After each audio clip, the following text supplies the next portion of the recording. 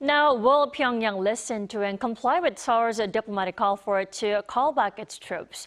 If not, what next? For more, we're joined by Professor Joel Atkinson. Good to have you back, Professor. Yeah, thank you. It's good to be here. So the South Korean government urging North Korea to immediately withdraw its troops from Russia. The question is, will the regime listen?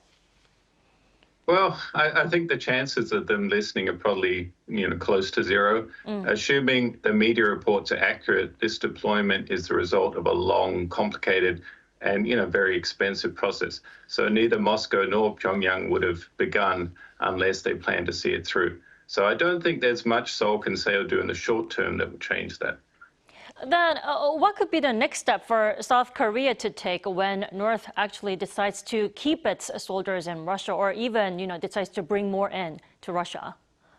Well, we've already seen step one, which is calling in the Russian ambassador, publicizing communication with partners, coordinating condemnations and issuing warnings. So the next step, I guess, would be to send officials to Europe and likely even Ukraine for discussions. Well, the presidential office said that it could also consider supplying weapons to Ukraine. Now, what does this really mean? I mean, how seriously is South Korea taking the situation at the moment? Yeah, well, I think Seoul takes this very seriously. North Korea is providing something very valuable to Russia, 12,000 disciplined troops at a time when Putin wants to do anything to avoid mobilizing Russian conscripts. So obviously, North Korea will almost certainly be receiving something of comparable value in return. So that would include cash and nuclear and missile-related technology, all of which are UN Security Council sanctioned violations and a direct threat to South Korean security. And so we have anonymous officials telling journalists that Seoul will escalate up a ladder of options if the deployment continues, starting with non-lethal aid, then perhaps ratcheting up to defensive weapons and even offensive weapons. However, I'm actually pretty skeptical that will happen. To start with, Seoul has shown it doesn't want to make Moscow too angry. Right. And also, let's face it, weapons are expensive, and it probably doesn't make sense for South Korea to be taking on a substantial burden of arming Ukraine precisely at a time when this deployment is making North Korea even more of a threat. Right, it is going to be definitely a hard decision to make for South Korea as well. Now, Seoul and NATO are also following the speculation very closely. Now, they are going to do so, continue to do so through intel sharing. What kind of intel sharing? I mean, what kind of tighter cooperation can we expect from the two sides? Yeah, so I think this is an area where there really will be a lot of cooperation. I expect Seoul is in the process of dispatching intelligence officers and even military personnel to liaise with the Ukrainians and to share information about what the North Koreans are likely to do and what they are doing in terms of their operations and battlefield tactics. And, South Korean officials could even participate in the interrogation of North Korean prisoners or in psychological warfare operations to encourage them to defect or surrender.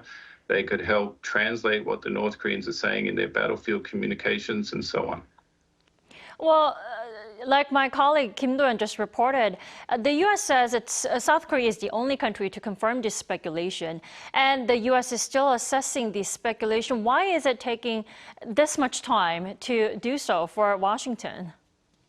Yes, the NATO Secretary General said that the official position is that they cannot confirm the reports, but that might change. So we have Ukraine saying it, and we have the South Korean government saying it, and more evidence of North Korean soldiers in Russia showing up on social media, but the US and Europe still not confirming it.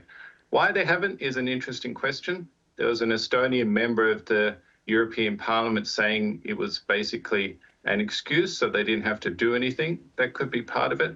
But there's also a psychological aspect to this, affecting perceptions of how the war may unfold for Ukraine, or even as pressure for what the US and others to get more involved than they want to. And, it could also be they want to leave the door open to dialogue with North Korea or Russia, give them room to walk this back. And it may never be officially confirmed. But I expect the Yoon administration is now asking them to hurry up and confirm it. So we'll just have to wait and see if that happens. Well, Professor Atkinson, then what kind of reaction can we expect from the U.S. other than, calling it a grave concern? Well, I think it's hard to really see what more the US could do in Ukraine politically. So I expect it's going to be South Korea really leading efforts to try to encourage a greater response from the US. I think that probably the action will be in Europe because they themselves are the one who are experiencing or who face this direct problem from North Korea's contribution to Ukraine. Right. So I think that's where the action will be, where if Europe is willing to really step up their support for Ukraine in response to this deployment. Alrighty, thanks so much for joining us this morning. We appreciate your insight. Yeah, my pleasure. Thank you.